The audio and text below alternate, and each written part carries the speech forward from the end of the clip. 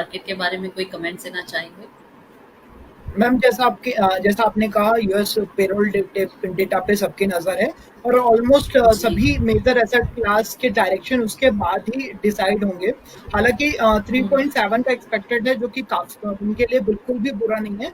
और हुँ, 3.7 का थ्री, या फिर हम बोल दे सकते हैं 4% से कम का जॉब डेटा रहता है, अनएम्प्लॉयमेंट रेट हुँ, रहता है। तब तक जब तक 4 के नीचे अनएम्प्लॉयमेंट रेट है, तब तक यूएस के सेंट्रल बैंक्स को कोई डरने की जरूरत नहीं है।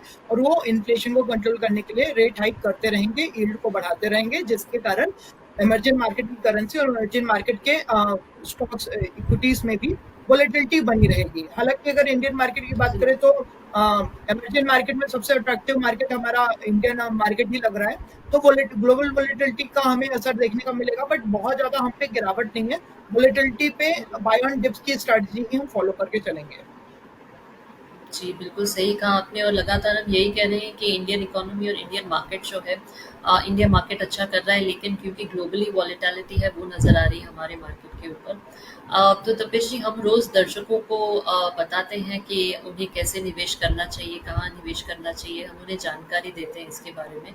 तो आज हम बात करना चाह रहे थे ट्रेडिंग के बारे में तो आप हमें सबसे पहले ये बताइए कि ट्रेडिंग जो है क्या ये फुल टाइम जॉब है? बिल्कुल मैम, ट्रेडिंग आप फुल टाइम जॉब कर सकते हो। ट्रेडिंग से आप रेगुलर इनकम भी क्रिएट कर सकते हो। उसके लिए आपको एक जी, कुछ सर्टन स्किल होनी जरूरी है, एक सर्टन अमाउंट भी होना जरूरी है।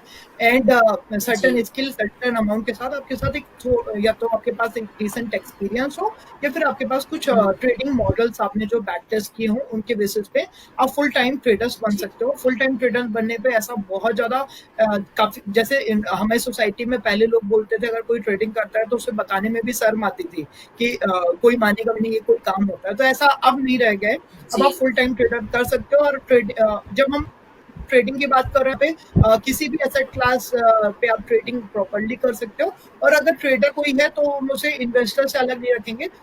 हर एक ट्रेडर इन्वेस्टर भी कहीं ना कहीं होता है। तो ट्रेडिंग और हुँ, इन्वेस्टमेंट दोनों ही आप सर्व करते हुए अपना फुल टाइम प्रोफेशन बना सकते हो। सोसाइटी में भी अब थोड़ी बहुत इज्जत मिलनी शुरू हो गई है ट्रेडर्स और इन्वेस्टर्स को, जो पहले नहीं मिला करती। जी, जी, बिल्कुल सही कहा आपने। तो जो एक स्किल होता है ट्रेडर में, वो बेसिक स्किल्स क्या होने चाहिए? ना, अगर स्किल की बात करें, सबसे इंपॉर्टेंट है डिसिप्लिन। यहाँ पे ये नहीं मैटर करता कि कौन कितना अच्छा एनालिस्ट है, कौन कितना अच्छा डेटा को इंटरप्रिटेट कर पा रहा है, या फिर कितनी अच्छी इंफॉर्मेशन को इंटरप्रिटेट कर पा रहा है। यहाँ पे सबसे ज्यादा इंपॉर्टेंट हो रहा है कि उस इंफॉर्मेशन को आप कितने डिसिप्लिन के साथ यूज कर पा रहे हो।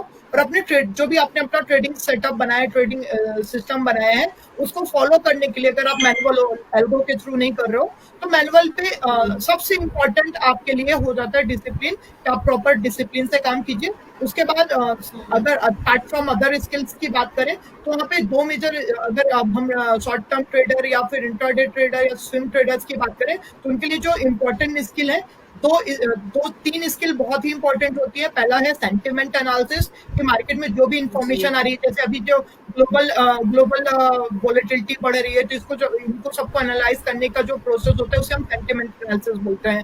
देन हमारा सेकंड आता है प्राइस वॉल्यूम एक्शन, जिसको हम टेक्निकल चार्ट्स के थ्रू देख सकते हैं कि किस लेवल पे बाई करना चाहिए, क्या हमें स्टॉप लॉस रखना चाहिए, और कहाँ तक मूवमेंट हो सकता है। उन सब चीजों को हम या फिर ट्रेंड क्या होगा, उनको सबको एनालाइज करने के लिए हम चार्ट का यूज करते हैं, टेक्निकल एनालिसिस का यूज करते हैं। एंड थर्ड होता है ऑब्वियसली, अगर आप फ्रंट लाइन डेरिवेटिव डेरिवेटिव में ट्रेड कर रहे हो, तो ideally most of the traders जो अभी ट्रेड कर रहे हैं वो डेरिवेटिव में ही ट्रेड कर रहे हैं। तो वहां पे डेरिवेटिव डेटा एनालिसिस को अवॉइड करना भी रिस्की हो सकता है। तो इन तीनों ही स्किल का जी, होना जरूरी है अगर आप डेरिवेटिव में ट्रेड कर हुँ, रहे हो। सेंटिमेंट एनालिसिस, टेक्निकल एनालिसिस और डेरिवेटिव एनालिसिस। जी। तो रिस्क्स क्या होते हैं डे ट्रेडिंग में? मैम, डे ट्रेडिंग में रिस्क वोलेटिलिटी का होता है। सबसे मेजर रिस्क हमारा वोलेटिलिटी का ही है, कि आपको ज्यादा वोलेटिलिटी होगी और आप प्रॉपर रिस्क मैनेज नहीं करोगे तो आपको लॉस बहुत ज्यादा हो जाता है। मैं कुछ एग्जांपल्स के साथ यहाँ पे करना चाहूंगा, क्योंकि काफी सारे न्यू कमर ट्रेडर्स से हम लोग इंटरेक्ट करते रहते हैं, तो उनसे जो कॉमन प्रॉब्लम्स हम फेस कर रहे हैं, उन पे मैं कुछ पॉइंट्स के साथ एक्सप्लेन करता हूँ। पहला तो सबसे पहले यहाँ पे जी, लोग मतलब यहाँ पे रिस्क रिवॉर्ड मैनेज नहीं करते हैं, जो स्टार्टिंग में न्यू ट्रेडर्स होते हैं। लाइक मैं बात करूं निफ्टी, अगर कोई निफ्टी में ट्रेड करता है तो सबसे पहले हम ये नहीं देख सकते कि निफ्टी में हम केवल 10 पॉइंट के लिए ट्रेड करेंगे, 25 पॉइंट के लिए ट्रेड करेंगे, 50 पॉइंट के लिए ट्रेड करेंगे। ये बहुत अनरियलिस्टिक हो जाएगा। उसके लिए सबसे इंपॉर्टेंट ये होता है कि निफ्टी की वॉलेटिलिटी कितनी है, निफ्टी एक दिन में कितना मूवमेंट करता है, उसके हिसाब से हम अपना रिस्क रिवॉर्ड डिसाइड कर सकते हैं। ऐसा नहीं कर सकते कि निफ्टी से केवल हम 10 पॉइंट ही निकालेंगे या फिर निफ्टी से हम 500 पॉइंट निकालेंगे। निफ्टी 500 पॉइंट मूवमेंट डेली देगा नहीं, वो अनरियलिस्टिक हो जाएगा। और अगर हम 10 पॉइंट्स निकालते हैं तो आइडली 50 का लॉट है तो यहाँ पे 500 रुपए बनते हैं। अगर 10-10 पॉइंट करके कोई निफ्टी से निकालता है तो 50 500 रुपए बनाता है। लेकिन अगर वॉलेटिलिटी की हम बात करें निफ्टी में 50 पॉइंट की नॉर्मल वॉलेटिलिटी होती है। मतलब अगर हम निफ्टी के मूवमेंट ट्रेंड चेंज की बात करें तो 50-60 पॉइंट से कम में ट्रेंड चेंज नहीं होता है। तो इन दैट सिनेरियो अगर आपने कोई पोजीशन 10-10 पॉइंट के प्रॉफिट में बुक की और वहीं पे जब लॉस होने की बात होगी, वहां पे सेंटिमेंट चेंज होगा, आपने वो किया है, तो कभी भी 10 पॉइंट में पोजीशन क्लोज नहीं कर पाओगे, क्योंकि जैसे 10 पॉइंट नीचे आएगा, क्योंकि 10 to 20 पॉइंट का मूवमेंट आपको विद इन अ मिनट देखने को मिल जाएगा। तो वहां पे ऑब्वियसली आपका वहां पे ना सेंटिमेंट चेंज हुआ होगा, ना चार्ट्स चेंज हुए होंगे, ना डेरिवेटिव डेटा चेंज हुआ होगा, तो आप वहां पे उस पोजीशन को और ज्यादा होल्ड कर जाओगे। और वहां पे आप जो क्लोज करोगे तो आप 50 पॉइंट 70 पॉइंट पे क्लोज करोगे तो आपको 2,500 से 3,000 का लॉस होगा। तो ये रिस्क रिवॉर्ड को ब्रेक करते हैं। तो यहाँ पे आपका जो रिस्क रिवॉर्ड है वो रियलिस्टिक होना चाहिए। आप कोई रैंडम रिस्क रिवॉर्ड नहीं रख सकते। रियलिस्टिक लाइक कि अगर हम निफ्टी में कर रहे हैं तो सबसे पहले हमें देखना पड़ेगा निफ्टी की वॉलेटिलिटी कितनी है। निफ्टी की वॉलेटिलिटी के हिसाब से हम वहां पे डिसाइड करें कि अगर हम स्टॉप लॉस रख के ट्रेड कर रहे हैं तो एटलीस्ट हमें 30 पॉइंट के स्टॉप लॉस लेना है। अगर हम 30 पॉइंट के स्टॉप लॉस लेके चल रहे हैं तो हमें जो बुकिंग है वो एटलीस्ट 30 से ज्यादा पॉइंट्स की करनी है। हमें 40 पॉइंट 50 पॉइंट की बुकिंग करनी है। अगर ऐसा रिस्क रिवॉर्ड हम मैनेज करके चलेंगे तो एंड ऑफ द डे जो हमारा हम ट्रेड करते हुए एंड ऑफ द मंथ पे हम जाएंगे तो हम नेट प्रॉफिट में आ पाएंगे। अगर आप वहां पे स्क्रैपिंग मतलब वहां पे बहुत छोटे छोटे प्रॉफिट में बुक करते रहोगे तो मैं बोल रहा हूँ, मैं मतलब पूरे कॉन्फिडेंस से बोल रहा हूँ कि 10-20 पॉइंट्स में प्रॉफिट बुक करना तो बहुत आसान है, बट 10-20 पॉइंट्स में लॉस बुक करना इम्पॉसिबल है। क्योंकि जब आप लॉस बुक करने जाओगे तो आपको वहां पे बायसनेस काफी आएंगे और 20 पॉइंट्स में ऑब्वियसली वहां पे ना डेटा चेंज होगा, ना चार्ट चेंज होगा, ना सेंटिमेंट चेंज होगा। तो आप वहां पे ऑप्टिमिस्टिक होते जाओगे और आपको लगेगा यहाँ से मार्केट पलट सकता है, मेरे जो डायरेक्शन में एक्सपेक्ट कर रहा हूँ उस डायरेक्शन में जा सकता है। उस चीज को अवॉइड करने के लिए आप छोटे प्रॉफिट बुक करना अवॉइड कीजिए, एक प्रॉपर रिस्क रिवॉर्ड मेंटेन कीजिए। यहाँ पे अगर आप प्रॉपर रिस्क रिवॉर्ड मेंटेन करेंगे, proper data, derivative data, technical charts और सेंटिमेंट एनालिसिस को ऑब्जर्व करेंगे तो आप ओवर द पीरियड अच्छा नेट प्रॉफिटेबिलिटी विटनेस कर सकते हैं। तो ये बात की हमने पॉइंट्स देखे डे ट्रेडिंग के, तो व्हाट्स पॉइंट्स? मैम एक बार क्वेश्चन वापस रिपीट करेंगे? जो डे ट्रेडिंग है उसके प्लस पॉइंट्स क्या है? प्लस पॉइंट ये है, अगर कोई रेगुलर इनकम के लिए देख रहे हो, वॉलेटिलिटी अच्छी खासी है। वॉलेटिलिटी में आप आराम से, अगर हम देखें, आराम से आप 1-2% का रिटर्न निकाल सकते हो। 1-2% का अगर ओवरऑल आप रिटर्न निकाल रहे हो, अच्छा खासा आप प्रॉपर डिसिप्लिन से काम कर रहे हो, तो आपको एक डिसेंट रेगुलर इनकम मिल सकती है। आपको काफी अच्छा अट्रैक्टिव रिटर्न भी मिल सकता है। एंड आपको ऑब्वियसली आप मार्केट से कनेक्टेड रहते हो तो आपको आप डे टू डे ट्रेडिंग करते हो तो आप काफी ज्यादा न्यूज को एक्सेस करोगे, चीजों को पढ़ोगे, तो आपका वहाँ पे नॉलेज भी काफी ज्यादा गेन होता है। तो नॉलेज फ्रंट पे भी आप यहाँ पे अपग्रेड करोगे, वैल्यू एडिट करोगे, आपका मॉनेटरी फंड पे भी वैल्यू एडिशन हो जाता है। और आप यहाँ पे एक अच्छा डे ट्रेडर काफी अच्छा डिसिप्लिन भी क्रिएट कर पाता है, तो उसकी पर्सनालिटी भी काफी ज्यादा इंप्रूव होती है। क्योंकि आप एक डिसिप्लिन पर्सन नॉर्मल पर्सन से काफी ज्यादा अच्छे पर्सनल लाइफ में भी अच्छे डिसीजन ले सकता है। जी, तो ये ट्रेडर स्टॉक्स कैसे सिलेक्ट करते हैं? मैम यहाँ पे स्टॉक सबसे पहले आपका मतलब हर किसी का रिस्क कैपेसिटी डिफरेंट होता है। कोई ज्यादा रिस्क के साथ काम करना चाहता है, जिसको ज्यादा रिटर्न चाहिए, लाइक किसी को 3% 4% के रिटर्न इंट्राडे पे ही चाहिए, तो वो मिड कैप स्मॉल कैप पे जाते हैं। हालांकि हम कभी भी मिड कैप स्मॉल कैप पे नए इन्वेस्टर्स को सजेस्ट नहीं करते हैं। देन उसके बाद अगर आप थोड़े स्टेबल स्टॉक्स में जाना चाहते हो तो वहां पे आप लार्ज कैप स्टॉक्स पे ज्यादा फोकस रहते हैं। लार्ज कैप स्टॉक के बाद हम वहां पे स्पेसिफिक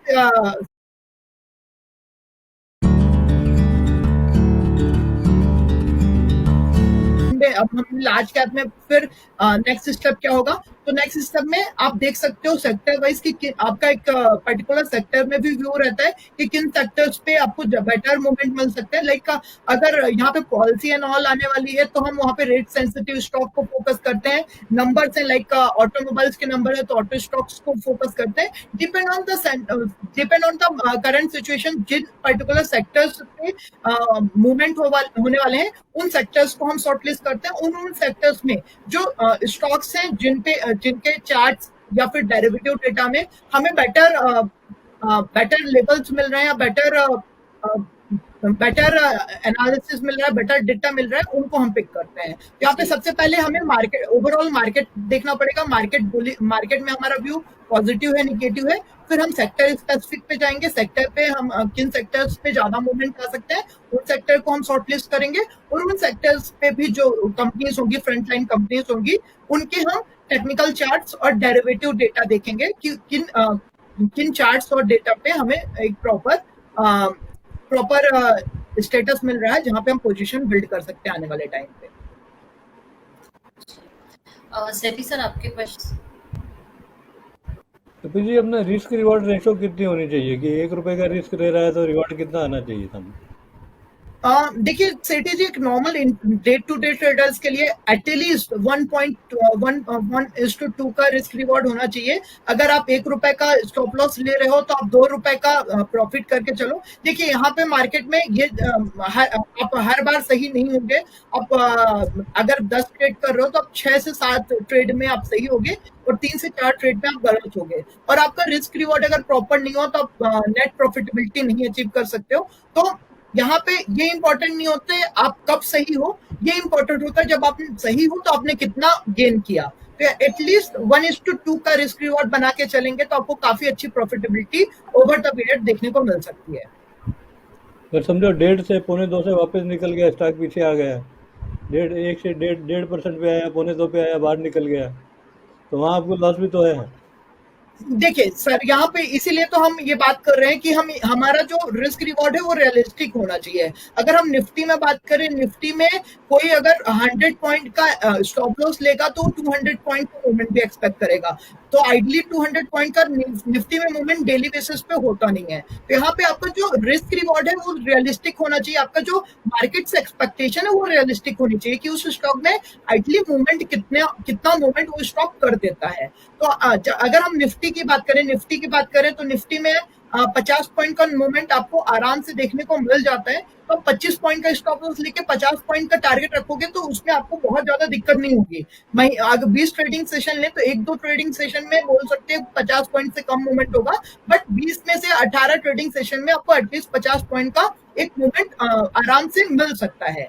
तो यहाँ पे जो आपका रिस्क रिवॉर्ड आप प्रॉपर रिस्क रिवॉर्ड 1:2 का मेंटेन करते हुए रियलिस्टिक एक्सपेक्टेशन मार्केट से रखोगे तो ऑब्वियसली आपको वहां पे वो मिलेगा। बट यहाँ पे होता है जो नए ट्रेडर्स होते हैं कभी कभी वो 200-300 पॉइंट की वॉलेटिलिटी देख लेते हैं, तो उनको लगता है डेली वो 200-300 पॉइंट की वॉलेटिलिटी वहां पे देखने को मिलेगी, बट वो पॉसिबल नहीं हो पाता है। तो अगर यहाँ पे रियलिस्टिक वे पे अगर कोई मार्केट की मतलब पर्टिकुलर स्टॉक पर्टिकुलर काउंटर की वॉलेटिलिटी के हिसाब से रिस्क रिवॉर्ड मैनेज करता है तो वहां पे कोई दिक्कत नहीं आती है।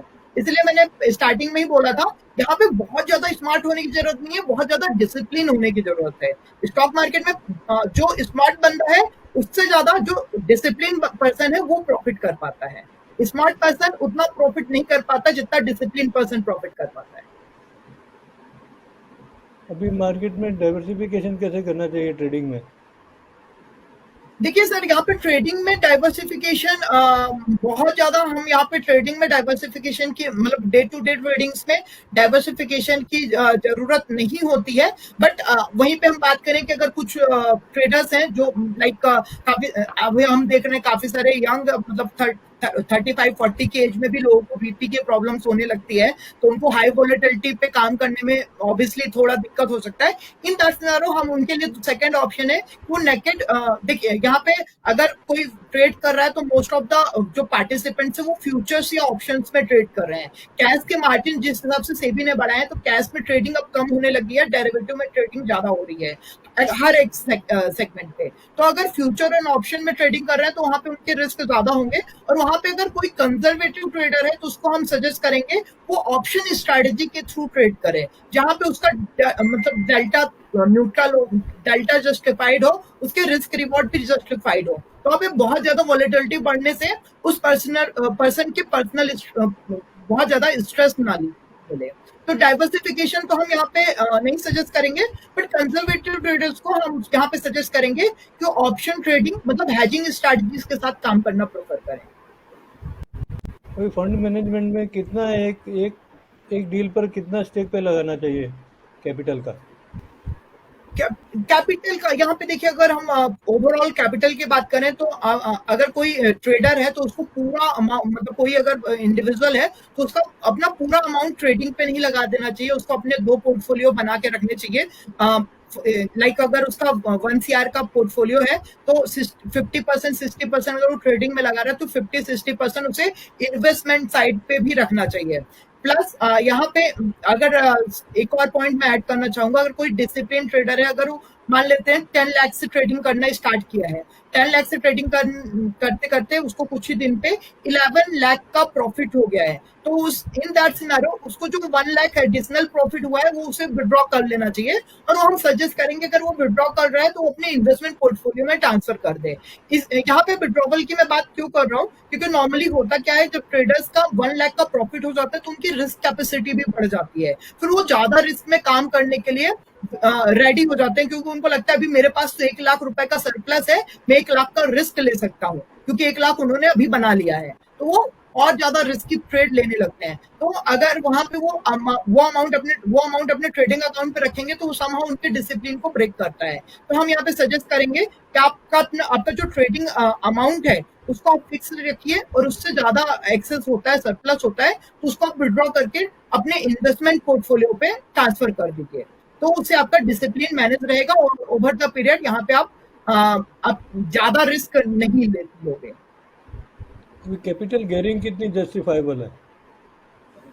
अभी कोई कैपिटल ब्रोकर गेयरिंग 50 टका देता है, हाँ, यहाँ कोई पे कितनी लिमिट देखिए हम देता है, कोई कितनी लिमिट देता है, लिमिट देखिए अलग अलग लिवरेज देते ट्रेडिंग, हैं। बिल्कुल बिल्कुल, या सेठी जी देखिए, लिवरेज पे हम बात करें, सेबी जिस हिसाब से रेगुलेशन चेंज कर रहा है, कुछ टाइम पे हमें लिवरेज ना के बराबर हो जाएगा, लिवरेज ट्रेडिंग आप कुछ ही टाइम पे खत्म होते हुए देखोगे, तो यहाँ पे लिवरेज ट्रेडिंग पूरी खत्म हो जाएगी। अब लिवरेज ट्रेडिंग खत्म हो गई तो आपके पास 2 ऑप्शन है, या तो आप फ्यूचर में काम कर रहे हैं, अगर फ्यूचर में आप काम करते हो तो कॉन्ट्रैक्ट वैल्यू का 15 to 20% आपको यहाँ पे मार्जिन पे करना पड़ता है, जो कि near about 1 lakh to 2 lakh के आसपास आता है हर एक काउंटर का, तो वहां पे आप ट्रेड कर सकते हो। और फ्यूचर में अगर कोई ट्रेड कर रहा है तो उसको ऑलरेडी वो लिवरेज ट्रेडिंग पे ही कंसीडर किया जाएगा।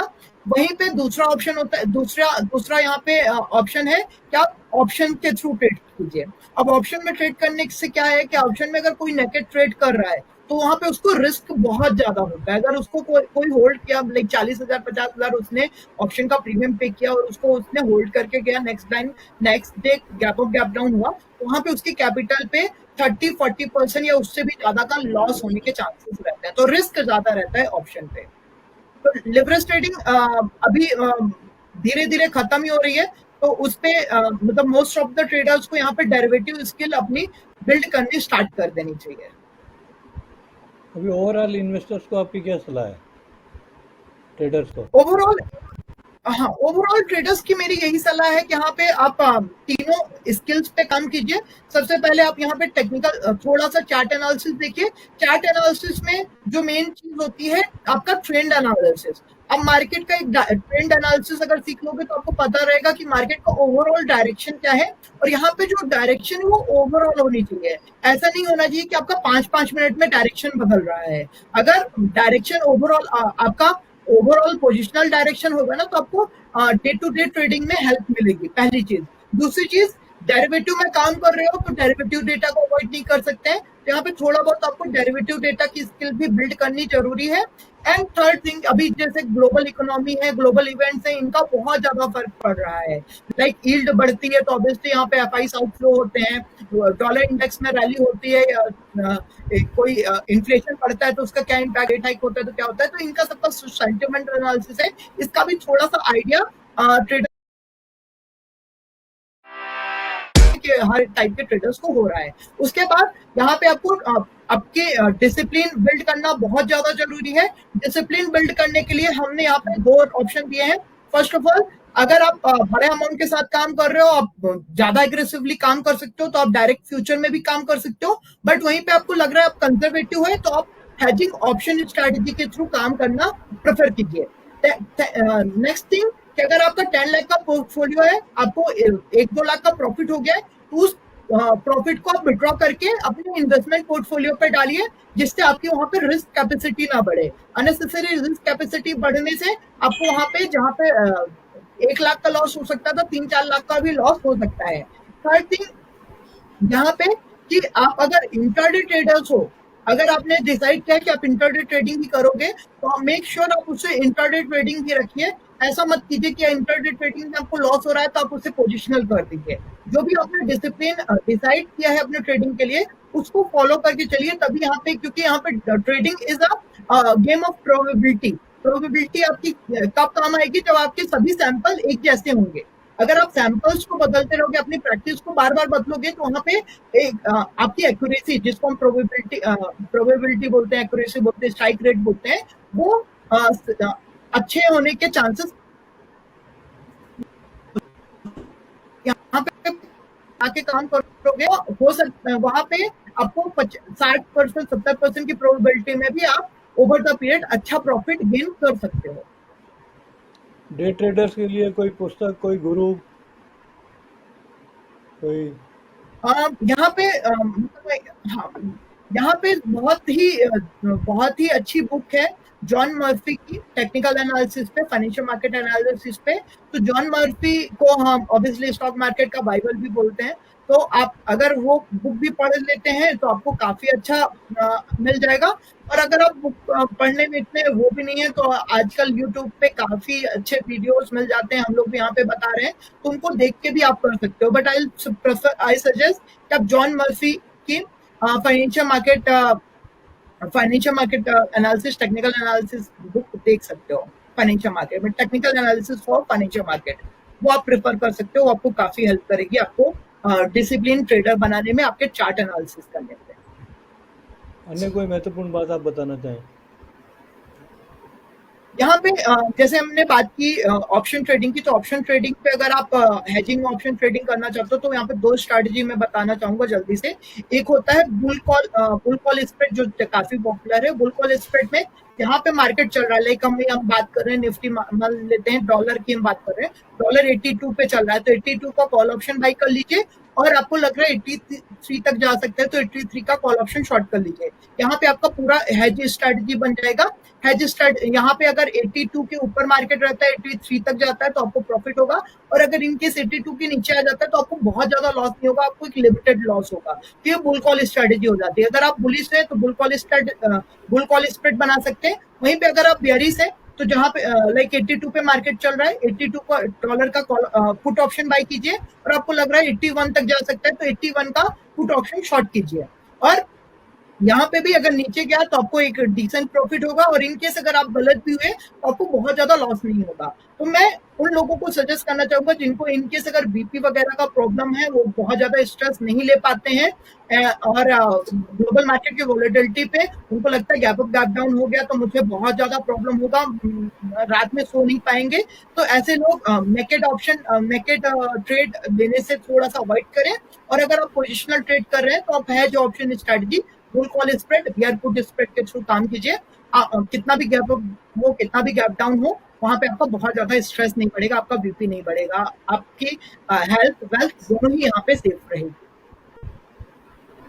प्रिया जी, जी, मैं एक आखिरी सवाल पूछना चाहूँगी कि कई बार कहा जाता है कि जो ट्रेडिंग है उसे कभी इन्वेस्टमेंट में कन्वर्ट नहीं करना चाहिए, तो इसका क्या कारण है? मैम यहाँ पे क्या होता है ना, हमारा एक यहाँ पे हर एक इन्वेस्टर्स के पास बहुत ज्यादा ऑप्टिमिस्टिक हो जाते हैं। लाइक आप कोई जो स्टार्टिंग में हमने बोला कि अगर आपको यहाँ पे trading is the game of probability, आपको अपने आप जो भी स्ट्रैटेजी फॉलो कर रहे हो उसे बार बार चेंज करोगे तो प्रोबेबिलिटी प्रॉपर नहीं होगी। लोग क्या करते हैं, उन्होंने एक पोजिशनल ट्रेड या इंट्राडे ट्रेड के लिए शेयर लिया और जैसे ही वो लॉस में होने लगा तो वो ऑप्टिमिस्टिक होने लगते हैं कि कंपनी बहुत अच्छी है, फिर उनको उसके फंडामेंटल भी याद आने लगते हैं, प्रमोटर्स भी याद आने लगते हैं, उसकी एफआईस होल्डिंग भी, प्रमोटर होल्डिंग भी देखने लगते हैं और उसको वो समहाउ वो होल्ड करने लगते हैं। बट आइटली उन्होंने वो इन्वेस्टमेंट डिसीजन लिया नहीं था, उन्होंने ट्रेडिंग के लिए डिसीजन लिया था और ट्रेडिंग में उस स्टॉक ने उन्हें उनके हिसाब से प्रॉफिट नहीं दिया, इसलिए उसको उन्होंने उसमें कन्वर्ट कर लिया। तो ऐसे स्टॉक में प्रॉफिट होने के चांसेस बहुत कम होते हैं और अगर ऐसी कोई प्रैक्टिस कोई फॉलो करता है तो वो डिसिप्लिन ट्रेडर की कैटेगरी में नहीं आता और ओवर द पीरियड वो अपने काफी सारे फंड को ब्लॉक करता जाता है और आपका फंड ब्लॉक हो जाएगा। एक सिंपल सा एग्जांपल, अगर 100 रुपए का स्टॉक है, आपने उसको होल्ड कर लिया लंबा, वो 50 रुपए आ गया, तो 50 रुपए से जब वो 100% रैली करेगा तब आपके कॉस्ट पे आएगा। मतलब स्टॉक तो 100% चल गया बट आपको प्रॉफिट लॉस नहीं आया, आपका केवल ब्रेक आया। तो यहाँ पे ट्रेडर्स के लिए यही सलाह रहेगी, आप स्टॉप लॉस के साथ मेंटेन कीजिए, काट अगर स्टॉप लॉस हो काट दीजिए, निचले लेवल पे बेटर प्राइस में आपको वापस मिले वापस बाइंग कीजिए। क्योंकि अगर आप एवरेज करोगे या फिर वापस का उसको इन्वेस्टमेंट में कन्वर्ट करोगे तो स्टॉक जितना रैली करेगा आपको उतना प्रॉफिट नहीं हो पाएगा, क्योंकि एंड ऑफ द डे आप लॉस ही कम करते रह जाओगे, प्रॉफिट बना ही नहीं पाओगे। जी, यहाँ एक बात मैं जी कहना कपिल जी। चाहूँगा, प्रिया जी, जी सर। यहाँ एक बात मैं जी। ऐड करना चाहूँगा कि इन्वेस्टर को अगर 1% रोज का प्रॉफिट चाहिए तो साल में उसको हुँ, 300 दिन वर्किंग डे है तो 250-300% का प्रॉफिट चाहिए। इन्वेस्टर 10% से खुश है, तो दोनों में आप देखिए फर्क कितना है। एक को तीन सौ जी। परसेंट चाहिए, एक को 10% चाहिए, तो दोनों के लक्ष्य अलग अलग हैं। देखिए सेठी जी, मार्केट से एक सर्टेन अमाउंट ही प्रॉफिट कोई निकाल सकता है। अगर आप ट्रेडर इन्वेस्टर्स दोनों का एनुअल रिटर्न देखोगे तो बहुत ज्यादा डिफरेंस नहीं होता। वो 30-40% आपका ट्रेडिंग से भी निकलता है एनुअल का, 30-40% 50% इन्वेस्टमेंट, मतलब ये 30-50% ट्रेडिंग से भी एनुअल निकल रहा है और इन्वेस्टमेंट से भी निकल रहा है। डिसिप्लिन ट्रेडर्स की मैं बात कर रहा हूँ, तो बहुत ज्यादा फर्क नहीं होता। बट यहाँ पे समहाउ हर किसी को साल में 400-500% का ही रिटर्न चाहिए, जो कि अगर देखा जाए तो कोई भी बड़ा इन्वेस्टर आज तक नहीं बनाया। वॉरेन बफेट का भी सीएजीआर इतना नहीं है जितना लोगों के है। तो अगर आपको स्टॉक मार्केट में पैसे बनाना है तो आपको थोड़ा सा रियलिस्टिक होना बहुत ज्यादा जरूरी है। तो फर्स्ट थिंग, आप मार्केट में रियलिस्टिक हो जाइए। मतलब यहाँ पे ट्रस्ट को मैं यही बात कर रहा हूँ, अगर ओवर द पीरियड आप मार्केट में सर्वाइव करना चाहते हैं, पैसे बनाना चाहते हैं, तो आपको यहाँ पे रियलिस्टिक होकर सोचना बहुत जरूरी है कि मार्केट में एक्चुअल में मिलता कितना है। अब 500% की एक्सपेक्टेशन बना लोगे तो जरूरी नहीं 500% आपको मिल ही जाएगा। अब पहले देखो तो मार्केट की वॉलेटिलिटी कितनी है, यहाँ पे पोटेंशियल कितना है। और अब अनदर चीज, एक और पॉइंट मैं ऐड करना चाहूंगा, हमेशा उन्हीं एसेट में इन्वेस्ट कीजिए जो आपको समझ में आती है। जो एसेट आपको समझ नहीं आ रही, जो कंपनी आपको समझ में नहीं आ रही है, उससे आप दूरी बना के रखिए तो बेटर है। लाइक मैं अपना पर्सनल एग्जांपल देता हूँ, मुझे मतलब क्रिप्टो करेंसी नहीं समझ में आती, फ्रेंकली स्पीकिंग मुझे नहीं समझ में आती है। वो जी। मेरे सामने चल रहा है, बहुत ज्यादा रैली कर रहा है, मैं अपना डिसिप्लिन ब्रेक करके क्रिप्टो में इन्वेस्ट करने नहीं जाऊंगा या ट्रेड करने। जी। कपिल जी आपकी आवाज़ नहीं आ रही है।